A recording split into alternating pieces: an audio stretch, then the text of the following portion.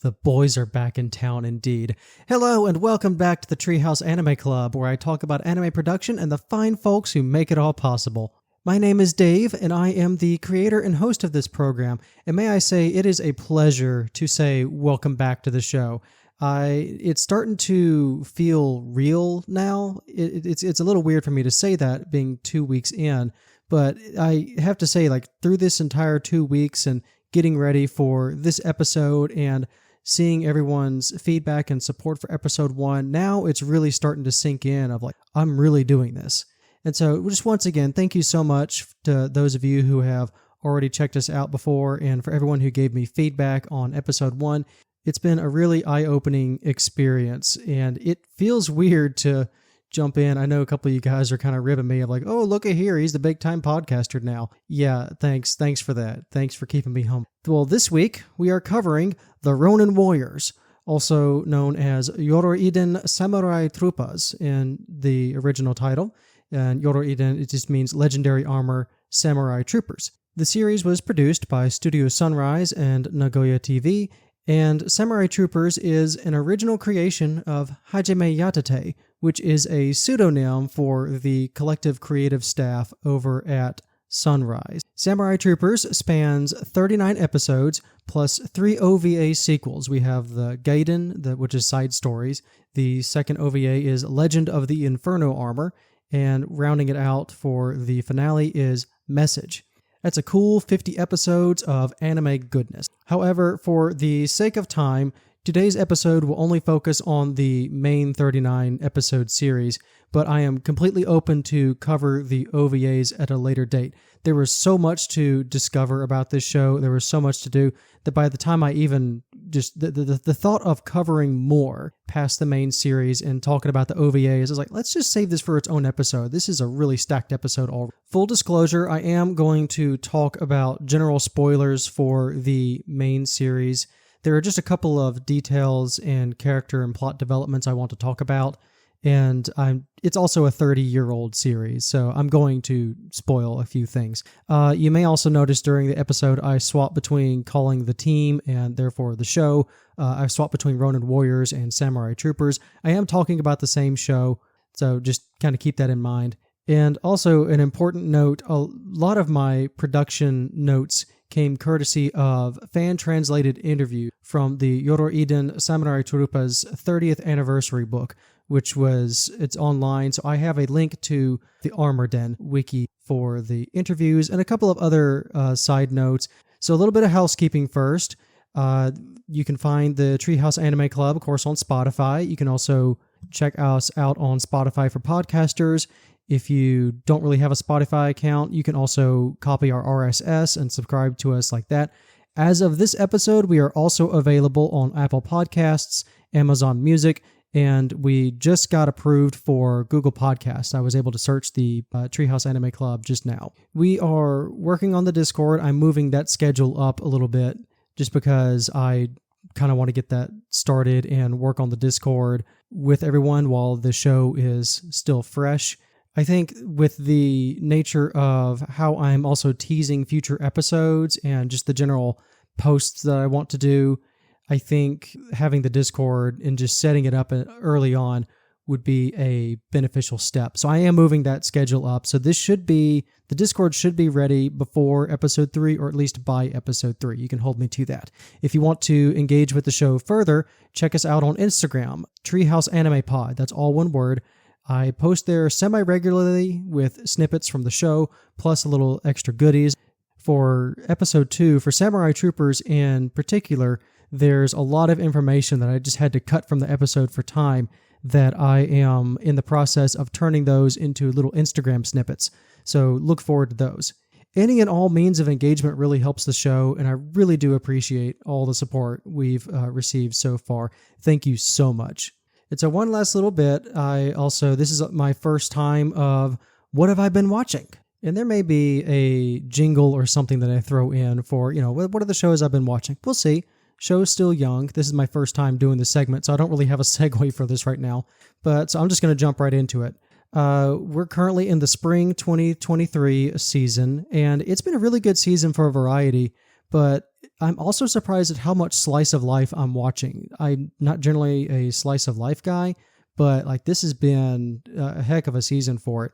But things that have not been slice of life, my main shows so far have been Hell's Paradise on Crunchyroll. That's just another good bloody mappa romp. I'm really enjoying the show a lot. It did take a couple of episodes, but I'm hooked. Now, my big show, the one that I've been anticipating for a while, is the Ancient Magus Bride Season 2. I have been very patient. I have not read any of the manga. I've just been rewatching Season 1, and I have also really enjoyed the Night of the Blue Storm, the in-between OVAs. That was rather fun. But Ancient Magus Bride Season 2 is finally here. It is delivering, and I am a happy, happy day. And a surprise show for me has actually been Oshi no Ko. And I'm not going to say anything. If you know, you know. But if you don't know, get a High Dive subscription and check it out. It is worth the $5 a month. And at the very least, they give you 2 weeks free. So if you don't want to spend any money at all, then just wait for the series to conclude in the next couple of weeks and get that 2-week free trial. And while you check out Oshi no Ko, check out this other series, Insomniacs After School. It's been a little bit of a surprise for me, but I really like that show. It's been quite the vibe of just late night after school shenanigans. And we're still not done. Still on High Dive, there's another show called Too Cute Crisis.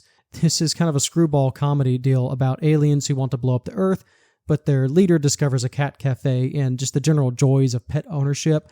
I've just enjoyed the cuteness overload, and I kind of like the comedy. It's not really a deep premise, but the charm more than makes up for it. Last but not least, I'm jumping back to Crunchyroll for 2 more series. We're almost done. I am frankly in love with this show, Skip and Loafer.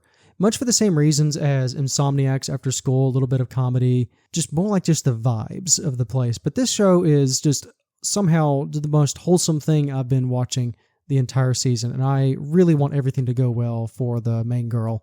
And of course, I've been talking for a while now, and to kind of wrap things up, I have been watching a couple series for the podcast in between all these cartoons. So let's get back to the main topic at hand. Let's talk Samurai Troopers. So getting into Samurai Troopers, I did put out a general call for comments, and I did get one. To lead things off, I want to thank Rerand, Mr. Pickle Decent, and his comment was, God, I love this show. The Inferno Armor power-up theme lives rent-free in my brain. And he also mentioned one of the characters, Anubis, who's one of the bad guys, and his overall character arc in the show, which I also cover quite a bit in the episode. So yeah, you and I are on the same page regarding Anubis. And absolutely, that Inferno Armor sequence is iconic. So let's talk about specifically the best way to watch Samurai Troopers, kind of going from the least best to my personal favorite way. So starting things off a little simple, of course, you can watch the full episodes on YouTube, usually under Ronin Warriors or Samurai Troopers. Take your pick, usually at very low quality, because these are episodes that have been uploaded for a while. These episodes have been up back in the day when YouTube had the time limit. So you have, part 1 and part 2 of these episodes. But if you can find good quality, then, knock yourself out. The second option is Amazon Prime. And you can search Samurai Troopers, and Amazon says they have it, but then you click on it and it says, well, we actually don't have it. You have to buy the show. But other times they will say, oh yeah, it's free for streaming on Prime or Freevee, whatever they're doing. Your next best option is to check it out on Tubi TV. You can type in Ronin Warriors or Samurai Troopers. It will take you to the same spot. This is purely the English dub, so you're only going to get the Ronin Warriors English dub. Subsequently, if you go to Crunchyroll and you look for Samurai Troopers, this is going to be the Japanese dub with subtitles. I think they have the English dub, but I think it is only the Japanese dub. So where's actually the best way to watch Ronin Warriors? Well, for my money, it is Retro Crush. You can find it under Samurai Troopers. It has the English dub and the OVAs all in one spot. That's the main thing. Tubi TV doesn't have the OVAs. Crunchyroll doesn't have the OVAs. Amazon Prime has the OVAs, but it's wishy-washy on whether or not they'll have the main series available. So for my money, the best place to go is Retro Crush. Speaking of best value for your money, there are the Blu-rays for the remastered version of these series, by Discotek Media. This is a set for the original series, and they have a Blu-ray set for the OVA episodes. These are absolutely gorgeous remasters. Discotek does a fantastic job with their cleaning and scale-up jobs. Classic anime restoration is their bread and butter. You can order these Blu-rays through Right Stuf Anime or Amazon.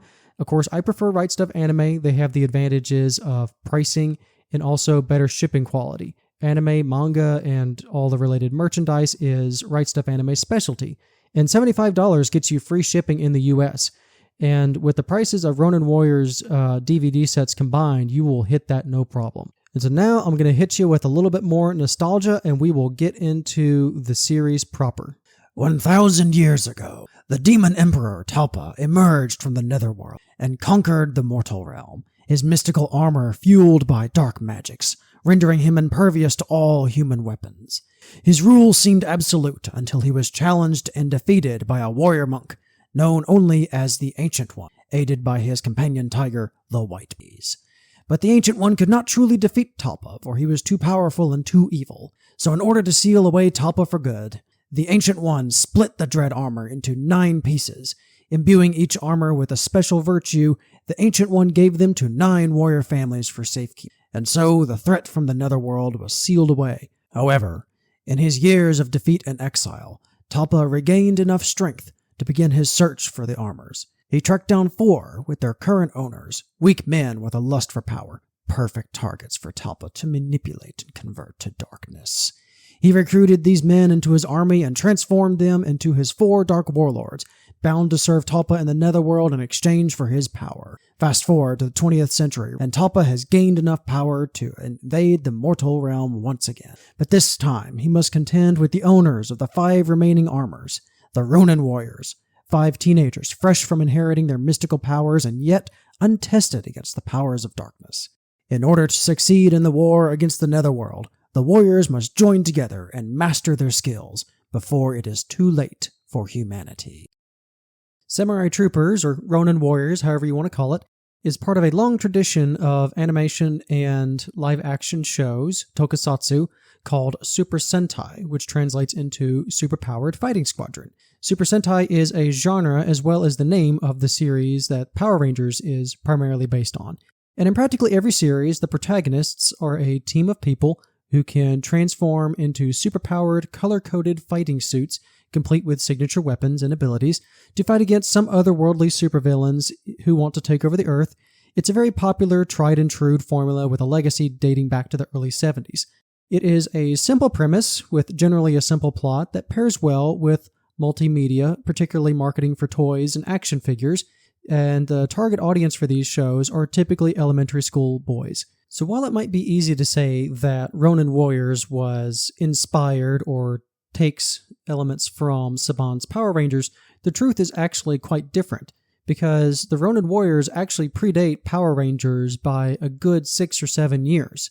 Our story actually begins in 1986 with a little-known manga series called Saint Seiya Knights of the Zodiac, written by Masami Kurumada, that ran in Shueisha's Weekly Shonen Jump from January 1st, 1986 to December 1990.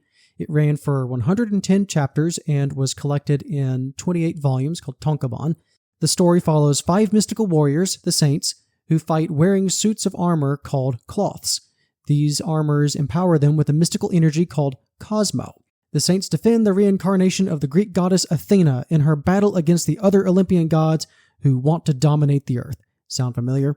The anime adaptation for Knights of the Zodiac aired from October 1986 through April 1989 for 114 episodes and was a partnership between Toei Animation Studios, who of course produced the animation, and Bandai, who made the toys. The manga was so popular that the companies began planning the anime 3 months before Volume 1 of the manga was compiled. Saint Seiya was a juggernaut of a franchise, and as it goes, Bandai had a massive success with the toy line. And their direct competitor, Takara Toys, now it's Takara Tomy, wanted their own line of battlesuit action figures to follow suit. However, unlike Saint Seiya, they wanted to develop these toys in-house, which would take away any worries about no licensing fee. They also would have full ownership of the IP, equals all the profits. And so they put out the call to action, hey, who can help us make this thing? And it was Sunrise Studio who responded to the call. And planning went underway to develop designs for this new toy line. The original concept for the toy line started as a figure that could perform wrestling moves. Tomy had already had success with G.I. Joe and Transformers, so of course they were looking overseas like, okay, what's popular right now? Well, wrestling, and of course this is in the height of Ninja Turtles figure. So Takara Tomy was, of course, looking to capitalize on all of this. They wanted a wrestling action figure while incorporating design elements to highlight ninja, which, to jump forward a little bit into the armor design of the troopers, they of course have their main overgear, their armor, but then they also have like this under armor, this undergear that's definitely more ninja inspired. A little bit of elements of the toy appearing in the show. But before I get to that, I want to briefly go over the history of Sunrise Studio and its works leading up to Samurai Troopers. Sunrise Studio was founded in 1972 by former members of Mushi Productions, which was in turn founded by the late great legendary Osamu Tezuka. Mushi Pro later declared bankruptcy and closed its doors in 1973. Tezuka had a habit of severely underbidding every project in order to get the work, so no one was making any money. So when Sunrise was created, they said rather than have the studio revolve around one high-profile creator like Mushi Pro and Tezuka, and of course if we're going back to episode 1, this would also happen to Studio Ghibli and Hayao Miyazaki, Sunrise instead decided to focus on decentralizing their creative team, focusing on the producers. And since the market was already crowded with other companies adapting existing manga and other IPs, Sunrise decided to fill a niche at the time by animating robot shows. Now, these are a lot harder to animate, very technical style of animation. However, you could easily leverage this into toys and model kits. Most of the robot shows at the time were also produced for children. Think the super robot genre, Monster of the Week format sort of deals. But Studio Sunrise and its team of creators were major players in establishing what would be known as the real robot genre. This is a more grounded, grown-up approach that ditches Monster of the Week format for a more complex storyline and character development, more of a narrative through line, if you will.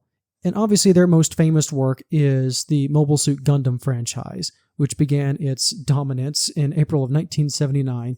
But Sunrise also has an incredibly deep catalog other than Mobile Suit Gundam. We're talking City Hunter, Crusher Joe, the Pat Labor series, and in particular Armored Trooper Votoms. And more recent examples you may recognize are Inuyasha from the 2000s. This is a classic Toonami series, alongside the Big O. Sunrise also produced Outlaw Star and Cowboy Bebop. That is 2 of the 3 space westerns that had a major part on the same Toonami block. Pair these shows with Gundam Wing and, of course, later Ronin Warriors, and you start to realize just how much of our 90s anime nostalgia is because of Sunrise Studio. And this is me just barely scratching the surface. This is basic top-level stuff. Sunrise has a legendary volume of work. So getting back to the toy line, from the start, the company, Tomy, wanted the armor for their action figures to be colorful and flashy. Sunrise had already commissioned a prototype figure from Max Factory as part of their proposal for what they dubbed Yoroi gear. Yoroi is just the samurai armor set. You know, it's the type of armor that most of us here have seen in museums. We're talking the big helmets with the horns, the face masks, the plated shoulder pads, the really intricate, almost like layered armor, that stuff.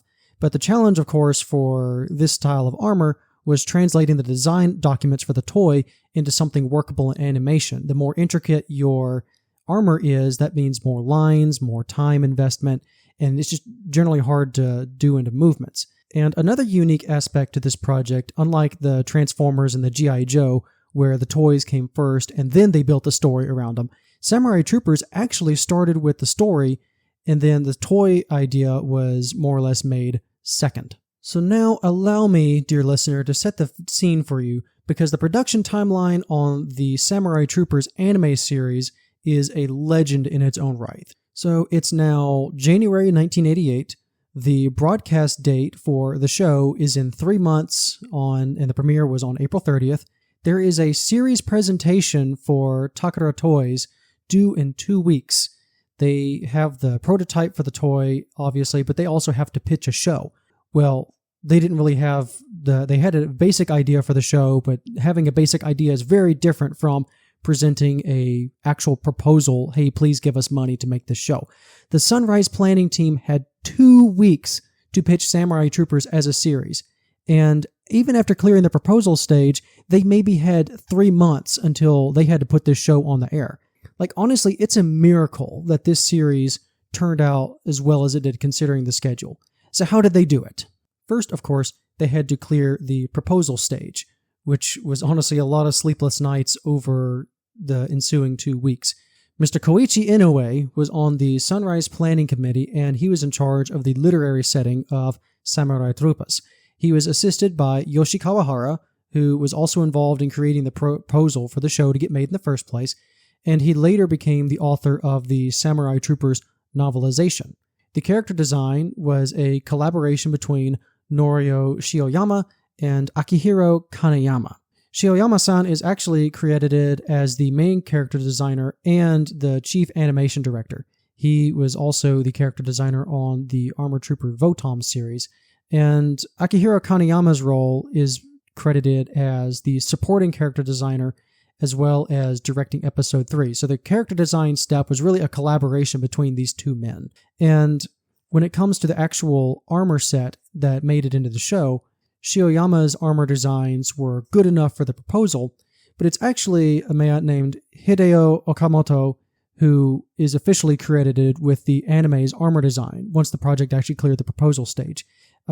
Okamoto was a mech designer for the 80s Transformers series, as well as he does a lot of special effects and live-action monster movies and TV series. He's done some Godzilla vs. Destroyer, some Mothra movies. He's got a very colorful career. Honestly, look him up. There's so many things that he's done in live action. And for his design, the battle suits actually took a fair bit of influence from various robot shows across the Gundam franchise, which were in turn originally inspired by armor sets around the world. So there's a fun little feedback loop at play. In fact, Ryo's armor of Inferno, our main character, his white armor with the red, yellow, blue primary color accents and his black undergear, like Ryo is just walking around. He's a straight up Gundam. And I'd also be remiss as well to not mention this banger of a soundtrack composed by Osamu Totsuka. He delivers I should say the soundtrack is very honest, like rock and roll, lots of 4 on the floor and drum set. But at times there's also this jazzy pop aspect to the series as well. So for being under the same time crunch as the rest of the staff, maybe even more so with the time lag of production because everyone else had to get everything done, and then he was basically composing in a vacuum just about. There's a lot more variation to this soundtrack than you would think for a straightforward action series. For the actual plot of the show, a lot of credit goes to Jinzo Toriumi and his team of students for penning the scripts on the first couple episodes. He's also listed as screenplay assistants for the entire show. He has had a long and storied writing career. He began in 1964 with scripts for episodes 123 and 24 of Astro Boy. He's also contributed to Gatchaman episodes of Time Bokan, and again, going back to Armored Trooper Votoms, just to name a few. Ryosuke Takahashi is also credited for series composition, but just for the first half of the series, mainly episodes 1 through 19, before leaving the project around episode 20. Takahashi also states in his interview that although Jinzo Toriumi is credited as a screenplay assistant, it's more accurate to say that Toriumi-san was the chief scenario writer for the project. In some of Takahashi's credits outside of Samurai Troopers, he was one of the big players in establishing this real robot genre, but outside of Gundam in the 80s. He's also listed as the original creator of Armored Trooper Votoms. He also directed it and its inevitable sequels. So the first writing challenge of the team for Samurai Troopers was, how do we unite the troopers without overwhelming our audience with a large info dump on new characters? But they also didn't like the idea of introducing the troopers one by one through the story. It'd be awkward for pacing. It was actually Takahashi-san who suggested the setup that we know today, in that the troopers are introduced all together at the start of the series, but then in their first real battle against the warlords, Talpa intervenes and scatters the troopers to the four winds. And I think this is clever because it allows a couple of things to happen. It establishes both the troopers and the warlords, the players on the both sides, to be introduced. We get to see their special attacks. We get to see their power dynamic. This also establishes the severity of the threat being Talpa. And also the basic power set is established for the good guys and the bad guys. And this narrative run now basically sets up the first half of the Samurai Troopers. We have the good guys start off on the back foot, while the bad guys establish a foothold in the real world to begin their proper invasion. And now the troopers have to reunite and also awaken to their true powers in order to stop the Dynasty of Doom from overrunning the mortal realm. And so a quick note before I jump into the character section, I'm going to cover the sound directors for both Samurai Troopers and later Ronin Warriors. Just get this part out of the way first so then I can focus more on the character section. So for Samurai Troopers, Koichi Chiba is the sound director. He also directed the voice actors and serves as the series narrator. So again, think about it. The voice actors for Samurai Troopers were under this insane time crunch as well. And Samurai Troopers premiered in the US under the name Ronin Warriors, that we know it, in summer 1995. The series was produced by Graz Entertainment, and the English dub was recorded by Vancouver-based Ocean Group. That's going to be a very familiar name to those of us who watched a lot of anime in the 90s, who grew up in this time period. Ocean Group did a lot of dub work, particularly for 4Kids and etc. Ronin Warriors was syndicated on the USA Network, the Sci-Fi Channel in 1996, and then, of course, Cartoon Network in 1999 on the Toonami block. And an interesting detail about the English title, the word samurai, I looked this up. The samurai is actually a trademarked word in the US. The word is trademarked by Mizuno USA Incorporated. This is a sportswear company, so I looked up their website, and they basically have a line of samurai baseball protectives, other products with the name samurai. So I guess with the name Ronin Warriors, Graz Entertainment didn't really want to pay that licensing fee, so they changed the name of the show. They also swapped around some character names for the English release, but as far as dubbing in the 90s goes, the Ronin Warriors stayed very faithful to the source material. They also made minimal cuts to the film. This is mostly for censoring the cartoon violence for daytime broadcasts. Not that the show was overly violent, but better safe than sorry.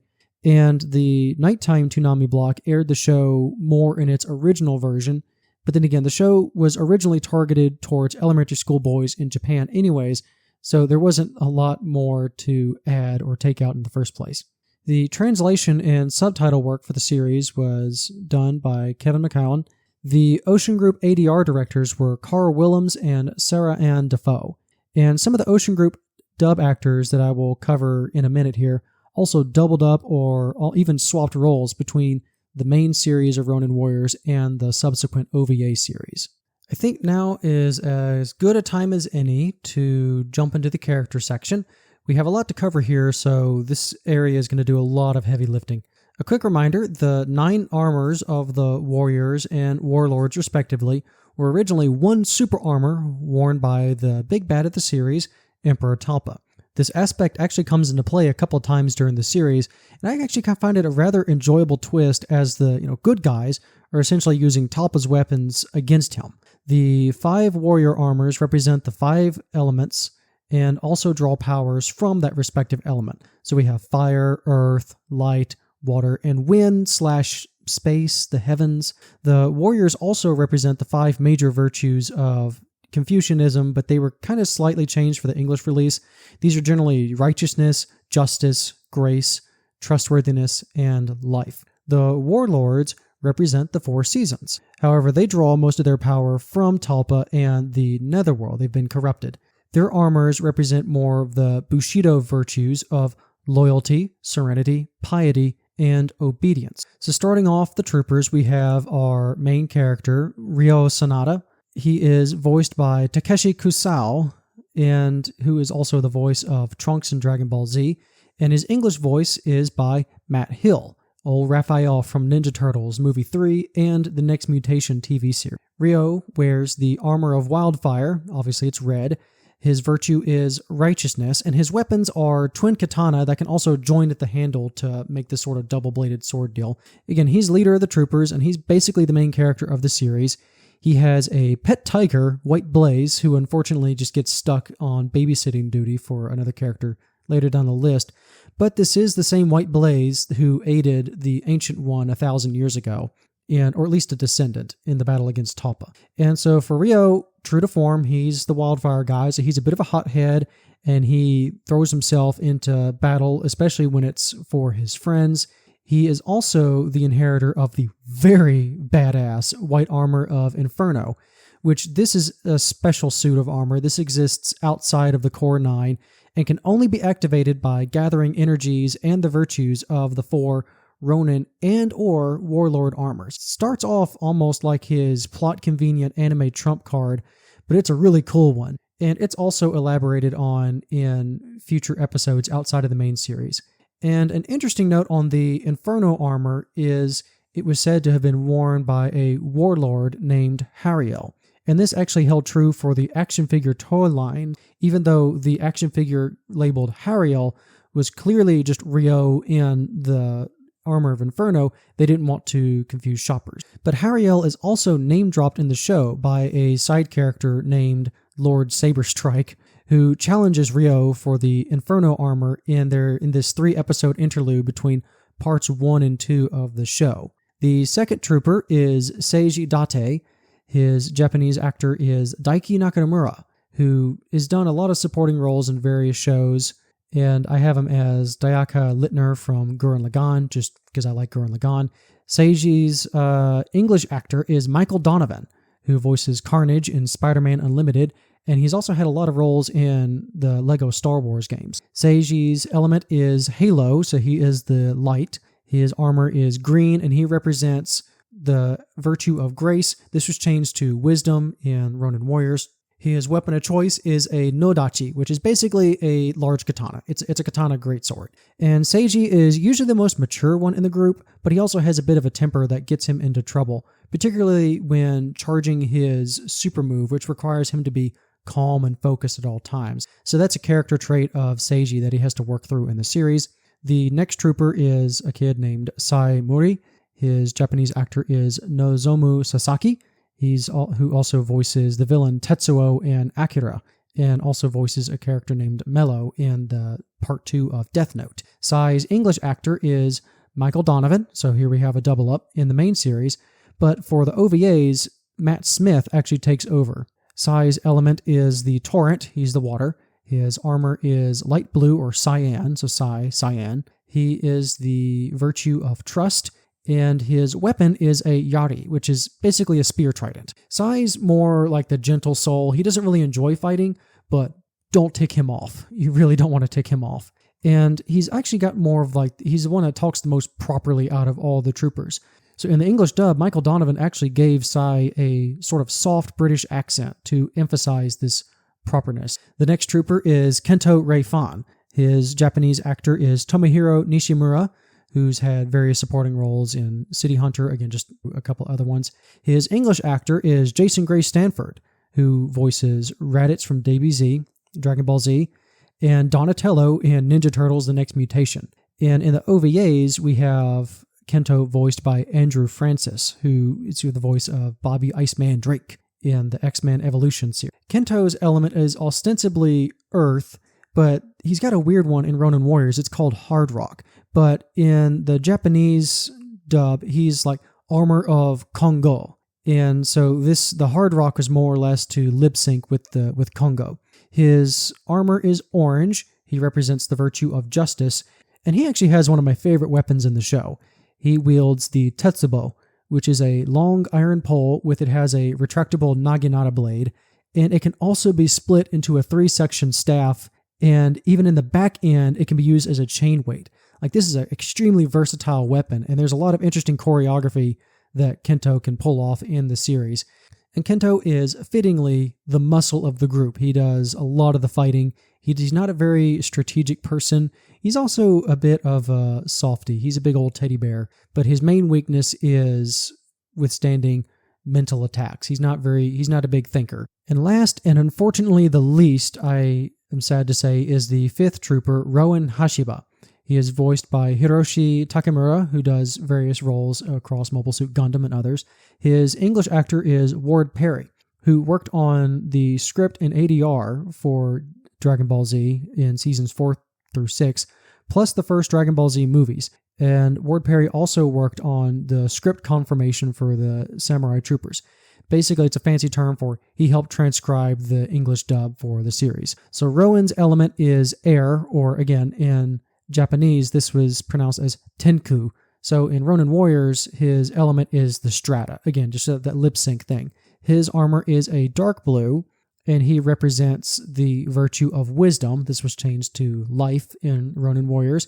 His weapon is the bow and arrow. He is ostensibly the tactician of the group, but I have to say there's not a lot of battle strategy going down in general for this show. He's also, I don't really like him in the English dub. He's a bit of a Captain Obvious.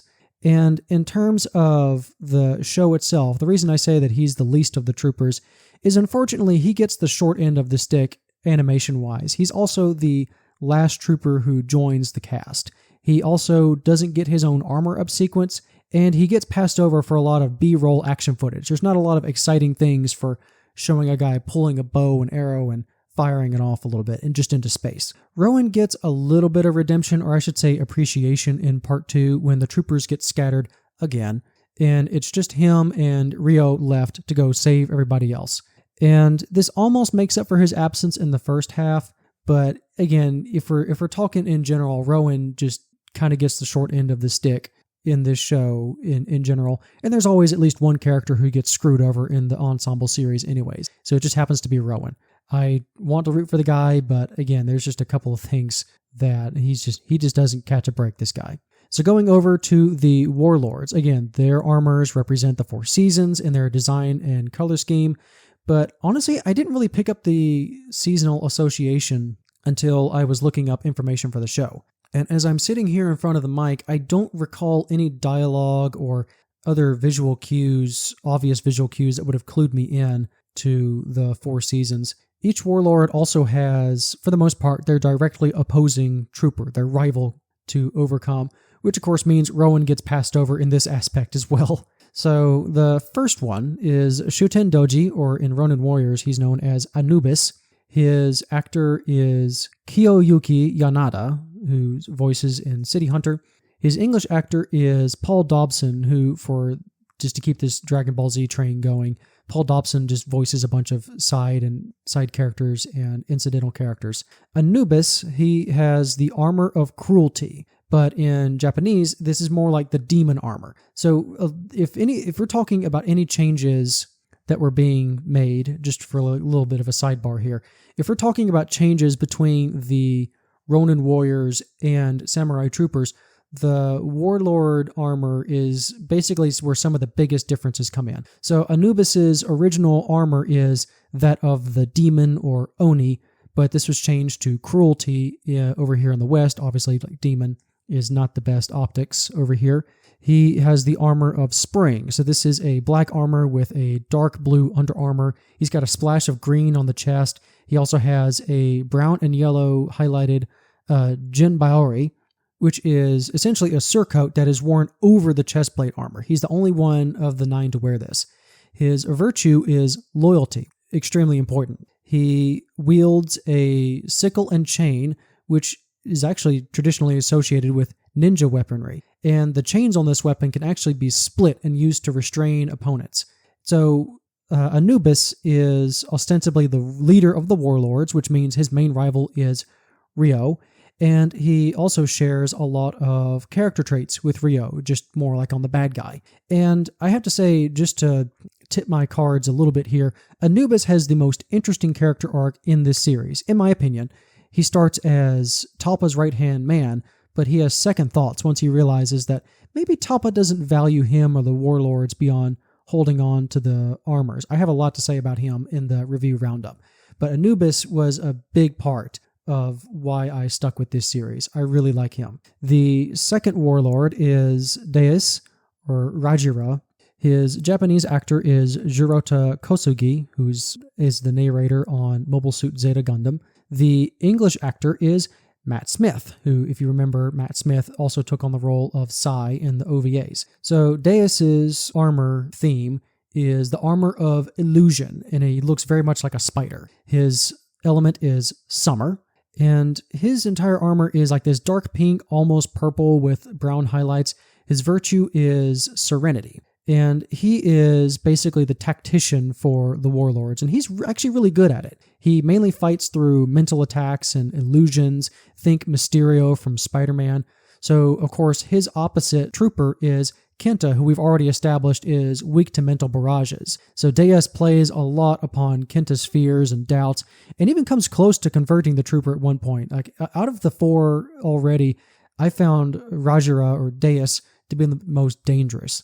His weapon is also really unique. There's really no name for it. It's essentially this 6-bladed poles that fan out behind him like spider legs, and also shoot this spiderweb-like fluid. So his main attack is ensnaring you in these spider webs, and then he attacks you with illusions. The next warlord is Sekhmet, or Naza in Samurai Troopers. His actor is Issei Futama, who also voiced a lot of characters in Saint Seiya, and his English actor was Ward Perry. So while Ward Perry was waiting for Rowan to appear in Season 1, he was the voice of this warlord.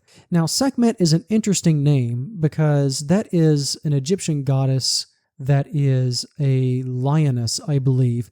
But Naza is clearly, or I should say Sekhmet, Naza, his armor is clearly snakes. His whole thing is snakes. He's the warlord of Venom. He is also, his element is autumn. So his entire armor is like this green with these red center plates. Like everything about him, just you look at him and go, that's a snake. His virtue is also obedience, but this was changed to piety in the English dub. And here we go. His weapons, surprise, surprise, are poisoned katana. He's got about, I think he just has 2 to 4, but he has this attack that makes him look like he has 6 katanas, like he has 6 arms at once. And he can also chain these katana together to form this snake-like whip. Everything about this guy screams snake. I don't know why they changed it to Sekhmet. They couldn't have found something more serpent-like to give him. Like even Naza just sounds more snake-like than Sekhmet. But anyways, this guy is the most straightforward, evil, and just plain sadist of the warlords. Like this guy has a couple of screws loose just automatically. And both the Japanese and English actors give him this snide, nasally voice that really grates on your senses. You love to hate this guy. And with the element of poison, he's generally considered to be Sai's opposite. But he also fights a lot of the other troopers. But if you think about it, Sai being the element of water, Sai does a lot of purification and going with the flow. Naza is more about poison and corruption. So they oppose each other very well. And Sai also handles Naza's attacks very well because the armor of Torrent has a purification factor to it. And for someone who wields poison, I was expecting him to be a lot more sneaky of a character instead of the more straightforwardly evil that he is. The poison that he uses never really seems to have a long-term effect on the troopers aside from inflicting a lot of pain at the moment. But like there's never an arc where Sekhmet sneaks in and poisons the water, or there's never an arc where Sekhmet poisons someone and then the troopers have to scramble to find an antidote. I was really expecting something like that, but it never happens. Sekhmet's just a really evil, nasty guy. And the last warlord is named Kale, or in the Japanese dub, this was Anubis. And you'll see why in a minute. For some reason, they gave his Japanese name to the demon warlord Shuten Doji and just named this guy Kale. This is one of the biggest name changes that kind of confused me in Ronin Warriors. So Kale's Japanese actor is Yasunori Matsumoto, and he's got a lot of side roles. I just wrote down Guy Kurosawa from Darker Than Black because I like Darker Than Black. And his English actor is mainly Richard Newman, who also had various side roles in the Dragon Ball Z. So again, in Samurai Troopers, Kale was named Anubis because his armor is very much based off of the wolf, and he wields the armor of corruption. But in Samurai Troopers, instead of corruption, his armor was called the armor of darkness. And his element is winter, so he's got this brown and red highlights. He also is the only one with a cape. He's got this massive red cape. His virtue also got changed around a bunch. In Samurai Troopers, it was piety, mainly like piety towards family. But in English, this was changed to obedience for the Ronin warriors. And here we go. His weapon is also a nodachi.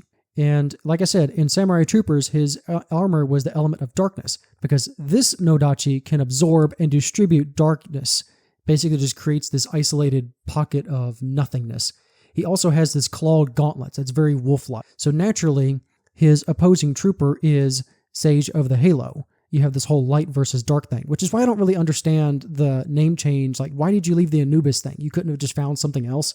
But again, this is me nitpicking about something from 20 years ago. Out of all the warlords, I would say Kale is the most loyal to Talpa, and he's the most eager to please. He's also really quick to put down his fellow warlords in an attempt to raise his own status, particularly because he sees himself as the rightful leader of the warlords under Talpa. He particularly is quick to put down Shuten Doji, the demon warlord, because he's jealous.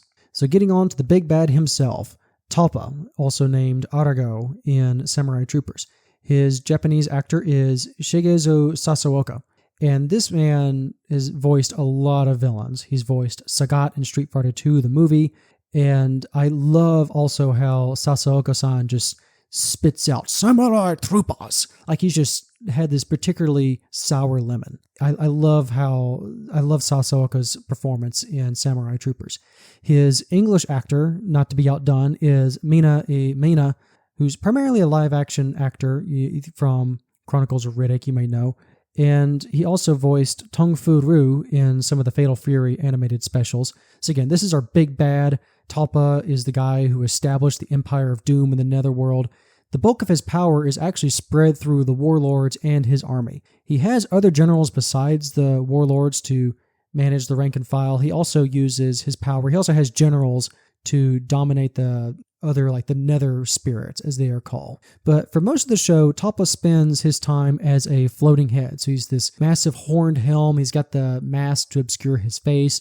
He's got the red glowing eyes. He also has this long flowing white hair. Talpa is evil Zordon. Talpa's armor is what allowed him to enter the mortal plane in the first place. Like, he's basically a spirit bound to that suit of armor. So he can't challenge the troopers directly unless they come to him in the Netherworld, so that's where the warlords come into play. When Talpa does take on a physical form, he wields this giant Tsurugi sword, which is a double-bladed broadsword.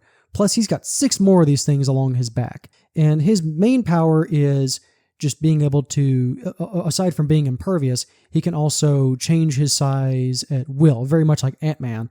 And this also applies to his weapons. So he's got 7 of these great swords that he can just swing around. But again, he needs his complete armor to do any of this. So naturally, Talpa's goal is to steal back the trooper's armor in order to recomplete his original form and enter the mortal realm, like actually take the fight there. And he'll also take his power and armors back from the warlords with or without their consent, as long as he can mentally overcome them. So a lot of his strategy is to try and bring the troopers into the Netherrealm and then just overwhelm them with psychic attacks to relinquish their armor. And Talpa is very much your evil incarnate. He has no redeeming qualities at all. He'll even straight up torture his own subordinates to get what he wants, or just to take out his anger on them. He's got a temper, this guy. So directly opposing Talpa is, of course, the Ancient One, the warrior monk named Chaos. This is the guy who originally beat up Talpa and sealed his spirit away in the Netherrealm, but Chaos also knew that Talpa would eventually return, so this is the guy who split the armor into 9 pieces and infused them with the virtues in an attempt to purify the armors. And even though Talpa reclaimed 4 of these armors and corrupted them into the warlords, these virtues still play a factor. The purification efforts of Chaos were not in vain. They held true. And his voice actors are extremely prolific. His Japanese actor, for example, is Norio Wakamoto. Like, what show hasn't this guy been involved with? He's been everywhere during the 80s and 90s. It's almost strange to not see him listed in the credits of any profile shows from this time period. He's just everywhere. Look him up and find your favorite show. He's probably there. Chaos's English actor was David Kaye, who is also the narrator of the show. David Kaye is the voice of Clank in Ratchet & Clank. He also voices Apocalypse in X-Men Evolution. and voices Treize, I think I said that right, in Mobile Suit Gundam Wing, so he voices one of the main characters. So in the modern day, the Ancient One travels alone. He, of course, White Blaze is with Rio and the troopers, and Kaos, instead of wielding a sword, he wields a staff, because in his battle against Talpa, the Ancient One, he was wearing this armor, he was all up in this Yoroi gear, and his staff was actually a sword. If you want the quick and dirty, the Ancient One is basically Master Splinter, if we're going to go back to the Ninja Turtles comparison. So rounding out the cast, we have Mia Koji, who is voiced by Kaori Kusakabe. I think I got it. And this is actually her role as Mia Koji. This is the one that she's primarily known for in anime. But Kaori is also performed in songs through the Ronin Warriors series. If you want to hear her songs, check out Midnight Party and Tenchi no Love Song. She's got a couple of more, but those are two of the main ones. In English, Mia is voiced by Lelania Lindbergh, I think I got that. She voices Venus in the Ninja Turtles Next Mutation. And if we're looking for a anime credit, I found she is the voice of Yukio Washimine in Black Lagoon, The Second Barrage. Again, another show that I really like, so I'm just going to highlight that here. And for the OVAs, Mia is voiced by Maggie Blue O'Hare, who voiced Bulma in the original Dragon Ball Z dub. And in the original dub of Samurai Troopers, Mia Koji's name is actually Nasty Yagyu. So this is actually a name change that I am very much a fan of. So Mia is our main support character for the Troopers. Her grandfather is actually the person who researched and compiled all the relevant information for the series on his laptop before being murdered by Sekhmet. So Mia unencrypts her grandfather's research notes on the laptop, and she essentially tells the troopers where to go find the next plot-relevant thing, typically some sort of MacGuffin to help them out. Mia also drives the troopers across Japan in search of these relevant plot MacGuffins, because, as it turns out, all the guys in the show, they're not old enough to get a driver's license yet. 18 years old is the legal driving age. And Mia is very courageous. She is not afraid to talk down to a warlord, even when she's clearly being cornered on the battlefield. She also provides emotional support for the troopers, despite her own loss. Because again, this girl loses her grandfather because of the warlords, and she hardly has any time to grieve for him, practically no time at all, before she has to get to work deciphering the research notes in order to help the troopers reunite and take on the warlords in Talpa, because there's not a lot of time, and the warlords are trying to find all the scattered troopers at the same time they are. So it's a race against time. She doesn't have time to be sad. So I find her to be a very emotionally strong character, even though if we're talking about actually contributing to the battle, she basically stays out of the way. A character who does not stay out of the way, however, is Uli Yamano, or Jun Yamano. His Japanese actor is Kumiko Watanabe, who is actually the voice of Klonoa in the Klonoa series, and also voices the character Shippo from Inuyasha. His English actor is Christopher Turner, who voices the young Terry Bogard in Fatal Fury, Legend of the Hungry Wolf. So Jun Yamano is essentially the insert audience character for the series. He is 6 years old. His parents were abducted by Talpa along with most of Shibuya during the initial assault on the mortal world, and he's basically picked up by Mia Koji and the troopers shortly afterward. And most of the time, he's left with either Mia or the Tiger White Blaze. So there's the aforementioned babysitting duty for the really cool tiger who has to look after this stupid kid, because June whines constantly about being left behind. And I'm just going to go off on a side tangent really quick because I hate this kid. I understand the need for an insert character, but June runs out his welcome very quickly. He's constantly whining and crying, and every time he gets left behind, he finds some way to run onto the battlefield, which means he gets captured by the nearest bad guy and held hostage, while the bad guy takes the opportunity to cheap shot whatever trooper they're fighting. Like, June getting captured is the cause of so many injuries for the troopers.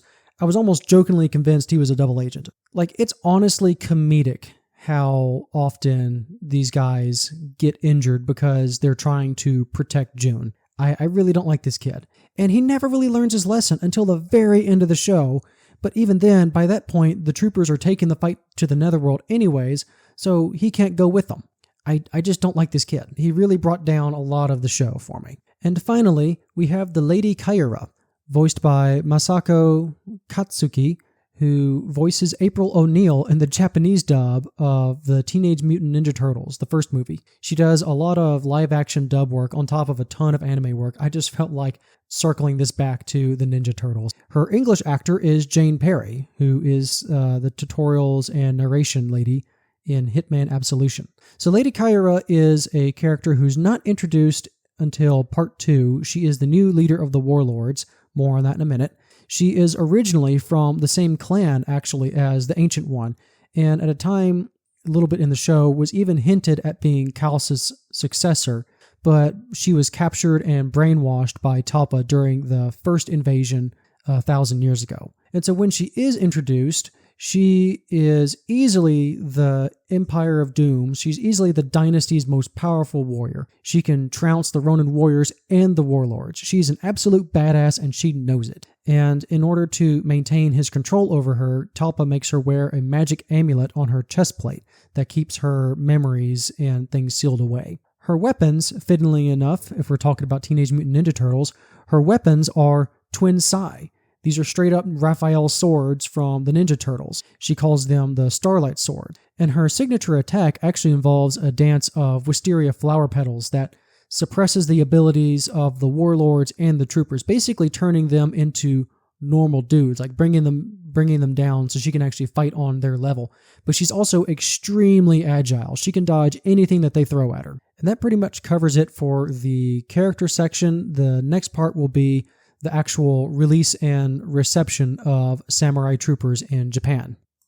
And we're back. So like we established off the top, Samurai Troopers was made under a very strict time crunch, and subsequently the show premiered without much advance publicity, practically nothing. I think they got one ad off in a magazine, and that was it. Samurai Troopers premiered on Nagoya TV and TV Asahi in their 5 p.m. Saturday block, and this was a time slot generally occupied by robot shows. So early on, this has created a lot of confusion and a little bit of frustration from viewers during the opening weeks of the show. A lot of fan mail and things coming in from folks, hey, where's Gundam? Or where's such and so? But honestly, given the time frame of the project, this issue on the air date was something that the team had already anticipated somewhat and had taken some measures to mitigate as much as possible. But nevertheless, they still had a show to market, because even before the broadcast premiere, the team at Sunrise had actually been reaching out to artists that they knew who would be attending Summer Comiket to draw manga and doujinshi featuring the Samurai Troopers. And so just really quickly, Comiket is a twice-a-year event. It occurs in the summer in August and winter in December. This is a convention that focuses on art and manga made by independent creators, and these independent works are called doujinshi. So the team was reaching out to their doujinshi pals to, hey, can you draw us some fan art of Samurai Troopers? Get some interest drumming in our show. And as Koichi Inoue tells it, he kept telling the team to hold out until the Summer Comiket, which in this year took place on August 13th and 14th, which would have been around episode 15. This episode 15 actually aired on August 13th. And so this is nearing the end of part 1 and approaching the first confrontation with Talpa. And things are kind of picking up in the show anyway. So it's good timing on a couple of deals. But yeah, Inoue-san kept telling the team, hey, if we can hold out till the summer comic market, I assure you this show is going to take off. And even up to this point, Samurai Troopers had been gaining a little bit of traction, but sure enough, after the Summer Comiket, the popularity of this show skyrocketed as more people became aware of the show, the word got out. You had this whole grassroots kind of pre-internet movement, and so everyone who congregated at Summer Comiket went back to their hometowns and told everyone about how cool Samurai Troopers. And as predicted, the show was very popular with young boys. Again, as expected, this is Sunrise's target audience from the beginning, but what they didn't quite expect was the reaction from a different group entirely, and that was teenage girls. The team, you can imagine, was pleasantly surprised to learn that Samurai Troopers had a rather large female fan base. And this is still back in the day, of course, when people would send in physical fan mail to the studio.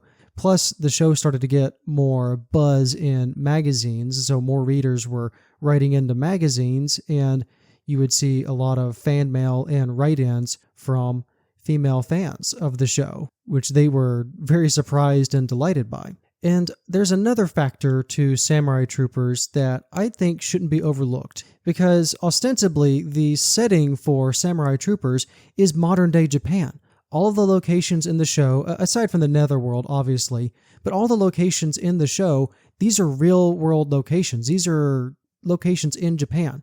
All the troopers hail from different prefectures in Japan. Of course, the warlords hail from different prefectures in Japan as well, but these are guys who existed in the past.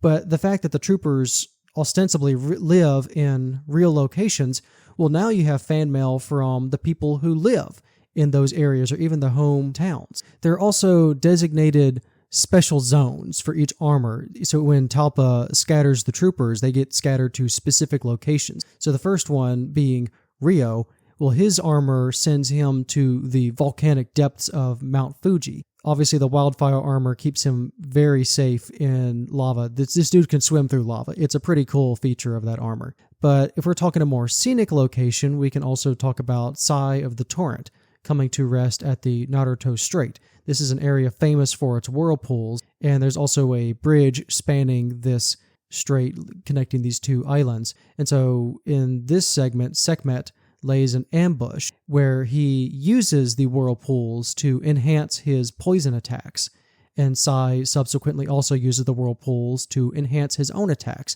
And their ensuing battle destroys the O Naruto suspension bridge. It's not quite like destroying the Golden Gate Bridge, but you can see a parallel. It's a major landmark nonetheless. And every other trooper basically goes to like some spot in Japan. And during the second part of the show, all of the troopers return to said sacred locations for training and meditation, basically to tap into the essence of their armors. And despite the real-world locations, the creative team for the show did not have time for location scouting. And of course, this is pretty much pre-internet. So to make up for this shortcoming, and again, they are under this massive time crunch. They probably didn't have time to go location scouting even if they had the ability. So they supplemented these locations using travel brochures and sightseeing advertisements. They would go out and get these physical media, and they used that to construct the general area for the show. And I mean, this, you got to give the art and background team a lot of credit here. The Japan of Samurai Troopers feels very lived in, and I imagine for kids watching the show and for people watching the show, it's a moment of, oh wow, I know that spot.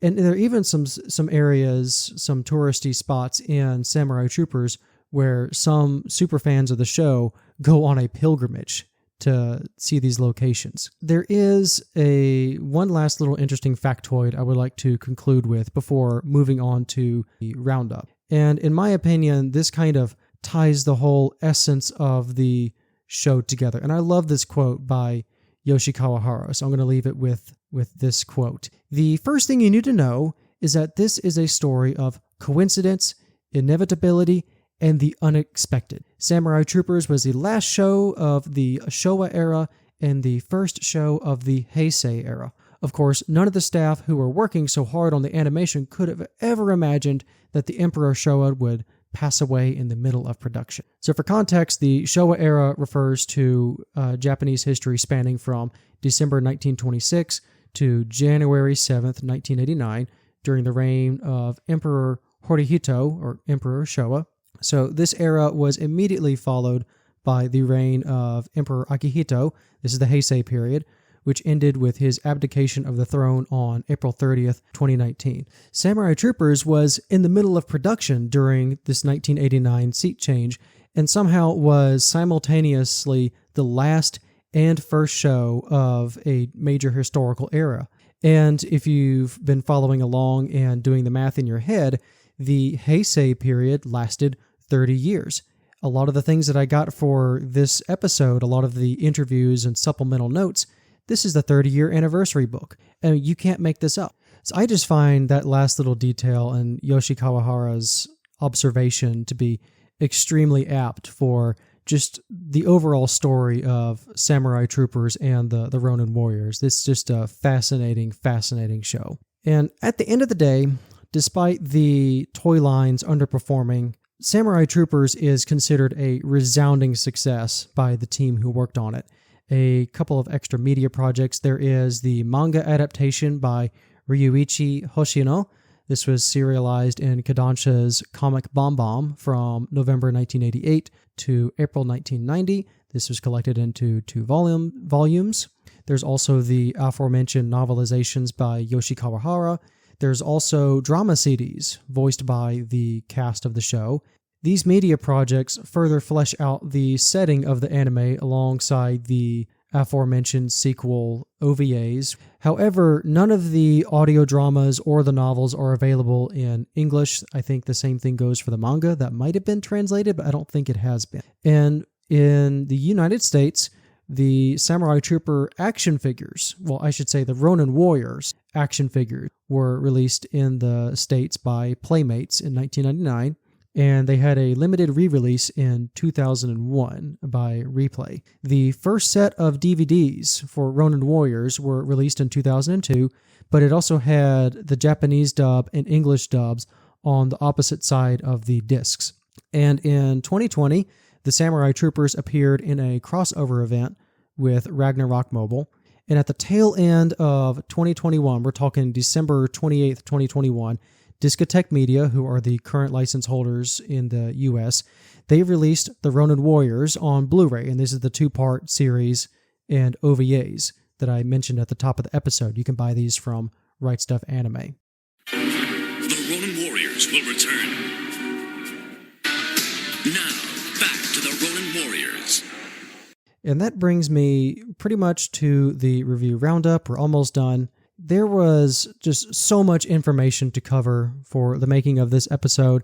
I hate that I had to cut a lot of segments for time. And for what it's worth, my nostalgia for Samurai Troopers is actually not from the initial Cartoon Network run. I actually missed out on that initial run, but I would see ads for Ronin Warriors from time to time, and I did catch various scattered segments on Cartoon Network and a little bit of Toonami, but I never got the complete picture.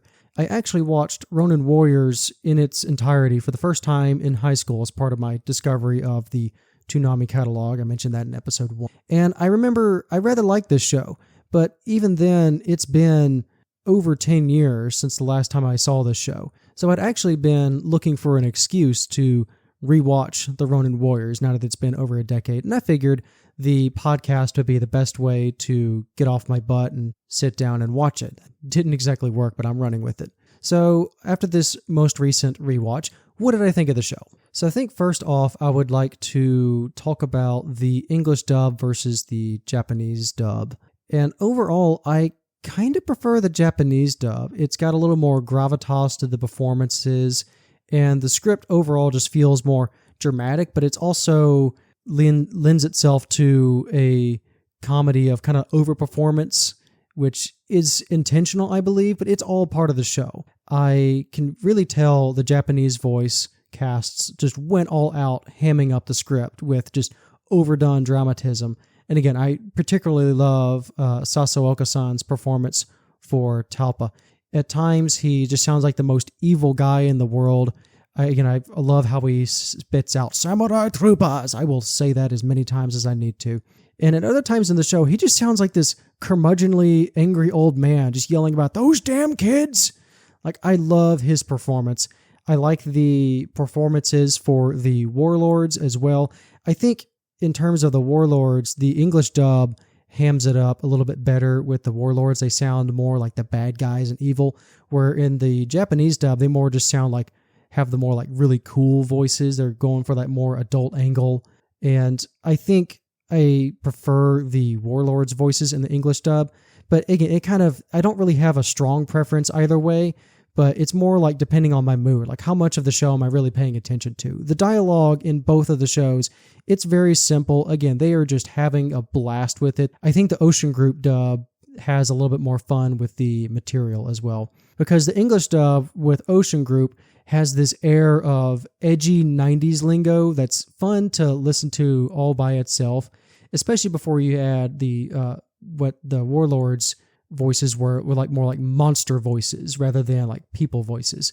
And it's also fun to recognize familiar actors. Again, we have the Ninja Turtles, we have a little bit of Transformers in there. We also have voices from people who just did that whole legendary lineup of early to late 90s and the 2000s, the 4Kids Saturday Morning block. A lot of these guys in Ocean Group went on to dub a lot of voices for the Toonami block.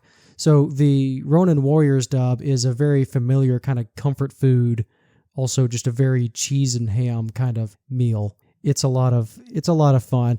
Again, at the end of the day, it's a matter of preference. It's also just kind of what mood I'm feeling in. But I think overall, I do prefer the Japanese dub just because of the overdone dramatization of it. And just to quickly touch on the animation, yeah, the show has its rough patches, and overall the animation is rather basic, but they do a really good job with posing and the setting up of super moves. Like, at no point did I think the show look poorly animated, but you can definitely tell like compromises were made all throughout this deal to just get the show out.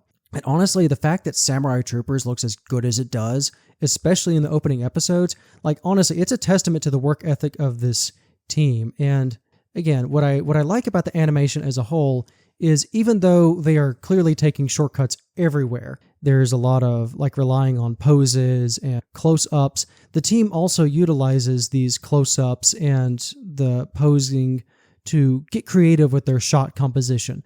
So a lot of the times the camera is actually close up on the characters' faces, and it creates this intimacy in every fight between the troopers and their opponents.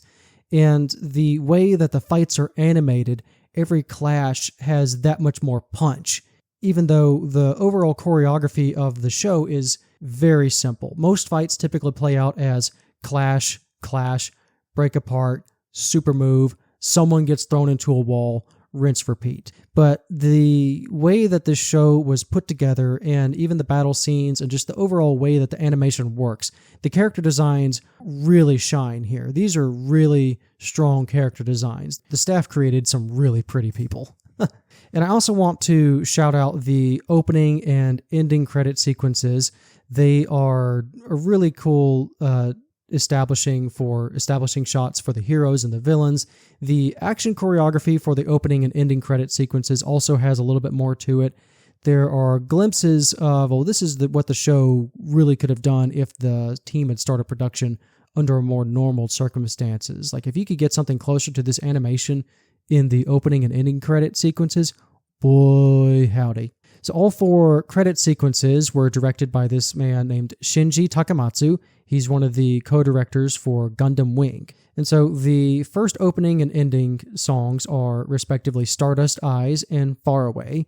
These are for episodes 1 through 20. They are composed by Mariko Uranishi, And the second sequences are Samurai Heart and Be Free. These close out the show from episodes 21 through 39, and they are composed by Hiroko Moriguchi. I do want to point out a couple of negatives real quick. I've already mentioned my immense hatred for the kid Uli, and I do have to call out, I do feel like I have to call out the show a little bit for part 1 basically just being this giant MacGuffin chase. I get the setup, and I think for the storytelling method that they chose, it was clever. But again, by the time we're rescuing Rowan, it's like the show is trying to speed up the whole rescue and awakening of every trooper. It's like, okay, you know what's going on. We're just going to keep going. Because for a while there, it's every 2 episodes or so, they got to find a trooper, they got to solve the riddle, they got to go. The trooper is in some kind of trouble, they got to rescue him, and then they have a fight against the warlord, rinse, repeat. And by the time they rescue Rowan just wakes up and he goes, oh yeah, guys, I've been floating in space and I've been observing everything that's going on. So let's go fight Talpa. Like, again, Rowan just gets shafted again. He doesn't even really get a fight against the warlord. And again, I just have to reiterate, Uli is very annoying in part 1. He somehow finds a way to get captured in almost every fight. And it sounds like I'm exaggerating because I'm also bringing this up twice, but I promise I'm not exaggerating. Literally, anytime I saw him on screen during a fight, I would just get this sense of dread. Like, that kid's going to run out and get captured. I just know it. And I basically stopped counting after the 5th time he got captured. I'm not kidding. He got captured more than 5 times in this show. It was ridiculous.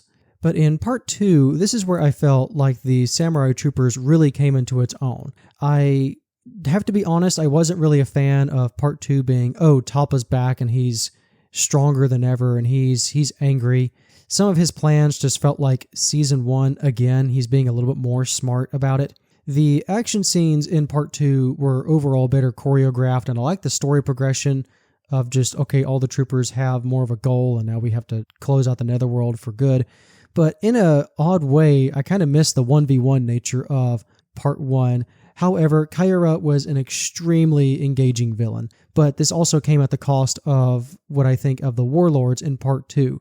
I felt like they were rather diminished compared to their early, like very threatening appearances in part 1. It was also like the troopers were catching on to the warlords' game plan, and it's almost like the warlords were like, well, crap, this ain't working. We're not really smart enough to figure anything else out, so let's just see if we can hit them harder. And Talpa's solution for the warlords sucking was apparently just to keep dunking them in an evil bath, and every time they took an evil bath and dark energy, they would go, I have the power, and then they would just immediately get smacked by the nearest troop. I didn't really, I felt like they were kind of nerfed in part 2. And I didn't really find the extra roster of bad guys like Talpa's spirit general Badaman.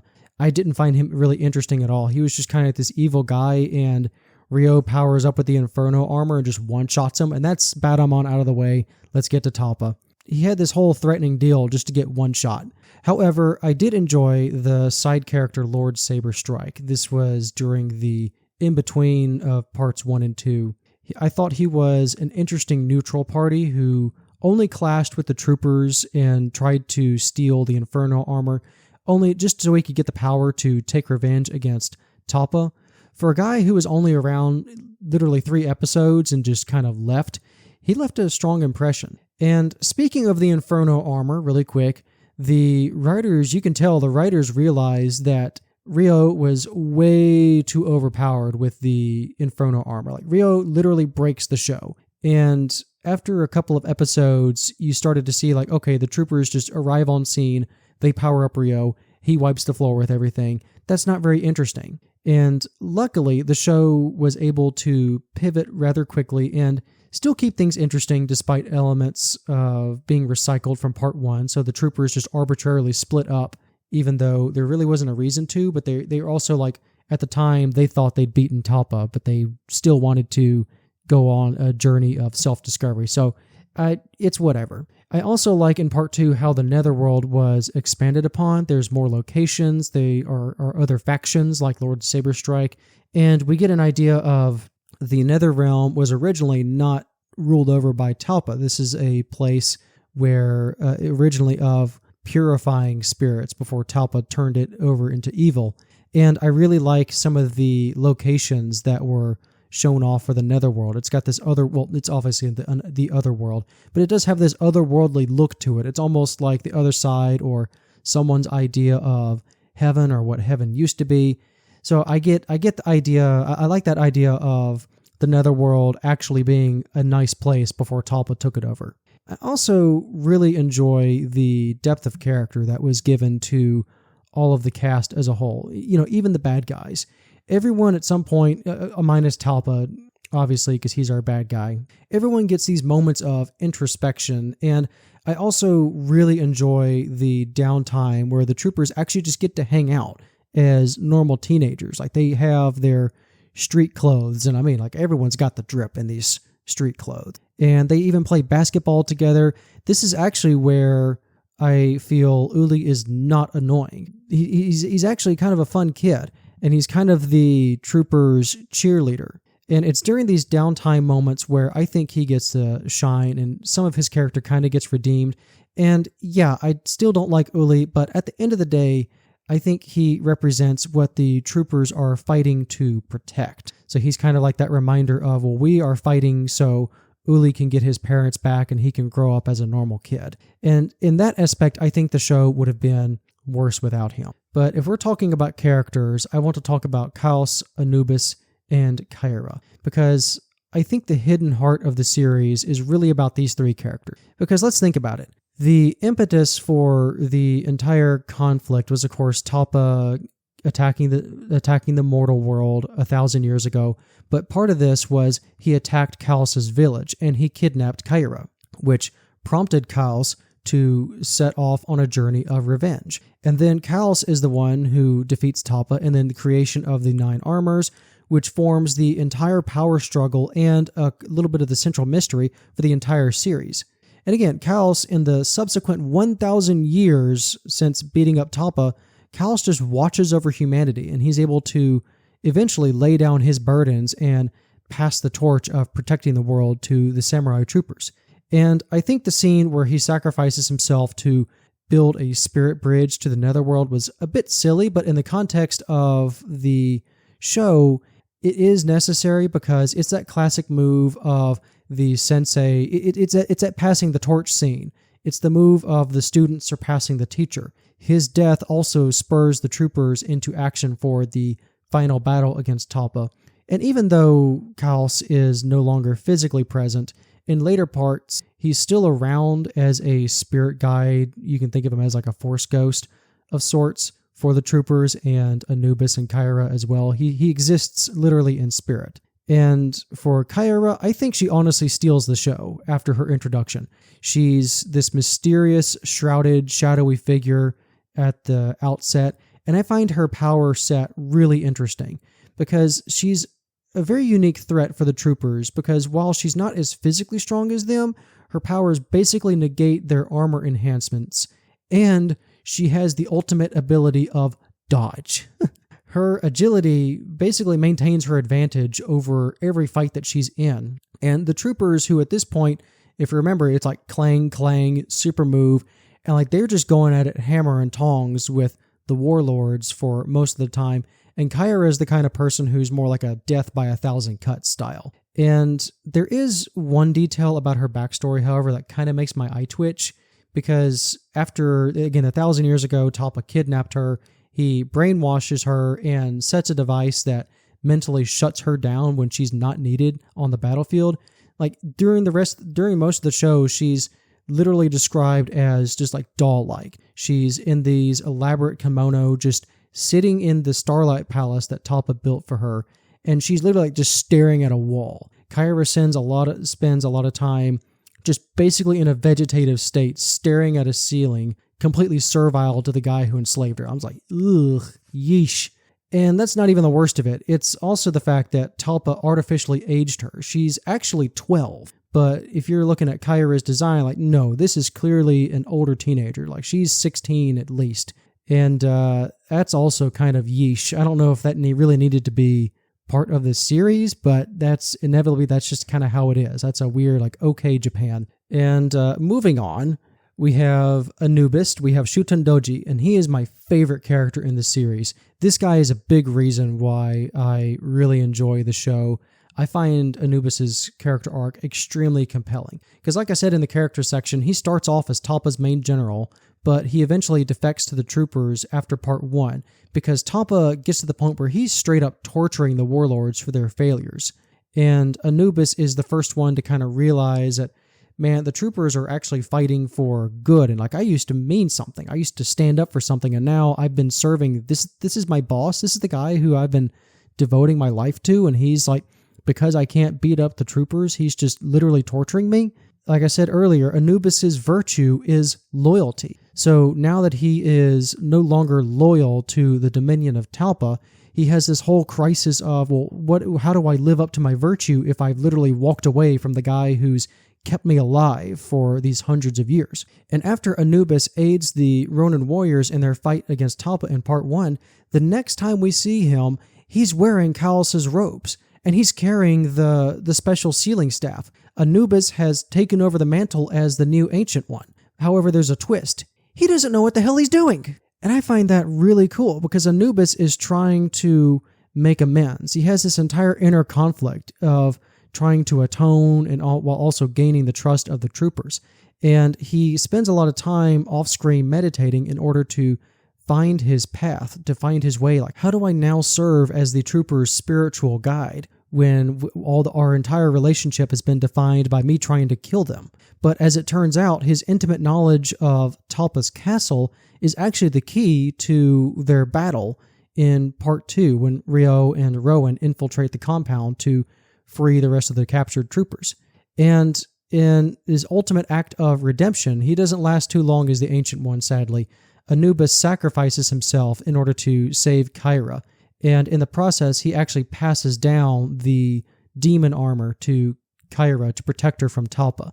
So in a way, everything kind of comes full circle for him. And I think for a series about a bunch of dudes dressing in samurai armor to beat the crap out of each other, I find Samurai Troopers to be like rather introspective at times. You know, as Talpa aside, everyone in this show, and even Sekhmet, they have redeeming qualities to their character. Because even with the warlords, one by one, they're able to pull away from Talpa's mental control, even though their armors are still forcibly taken. And at the end of the show, once Talpa is finally defeated for good, it's actually the warlords and Kyra who decide to return to the Netherworld. They're going to stay in the Netherworld to restore the land to how it used to be. And they take over as basically the new de facto guardians of the place to make sure that no one else like Talpa can take over again. And I find this to be a nice touch versus what probably would have been the usual fashion of all the warlords jumping up to defend their lord and just being subsequently killed off at the finale because they're just the bad guys.